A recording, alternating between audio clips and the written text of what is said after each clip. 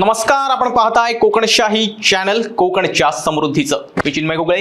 कोकणशाहीच्या सकाळच्या बातम्यांमध्ये आपणा सर्वांचं स्वागत.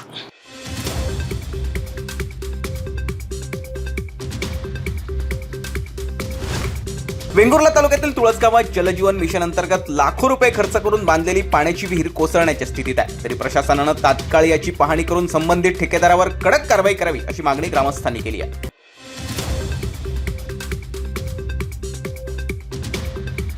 शेतात काढलेली भाजी धुण्यासाठी नदीत गेलेल्या शेतकऱ्याचा बुडून मृत्यू झालाय. ही घटना काल सायंकाळी 6 वाजण्याच्या सुमारास सांगली येथे घडली. मधुकर काशीराम सावंत असं त्याचं नाव आहे. त्यांना अचानक चक्कर आल्यानं हा प्रकार घडला असावा असा प्राथमिक अंदाज आहे.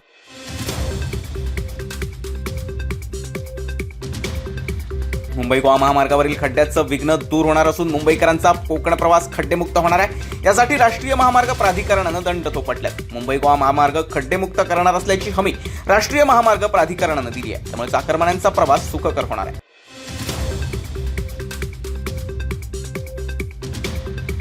दुचाकी चोरी प्रकरणी जोळंबे दापटेवाडी येथील एकाला अटक करण्यात आली आहे. संदीप गुरुनाथ नाईक असं त्याचं नाव आहे. चोरीला गेलेली दुचाकी त्याच्याकडे आढळून आल्यानं त्याच्यावर ही कारवाई करण्यात आली आहे.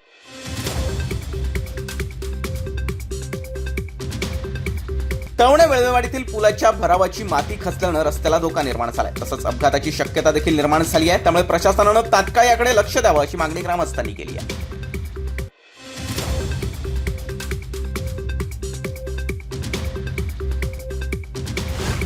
आणि याबरोबरच कोकणशाहीच्या सकाळच्या बातम्यांमध्ये इथेच थांबतोय. पण तुम्ही मात्र दिवसभरातील अपडेट्स आणि ताज्या घडामोडी जाणून घेण्यासाठी कोकणशाहीचं YouTube चॅनल आताच सबस्क्राईब करा. फेसबुक पेज लाईक करा आणि इंस्टाग्राम पेजला फॉलो करायला विसरू नका. धन्यवाद.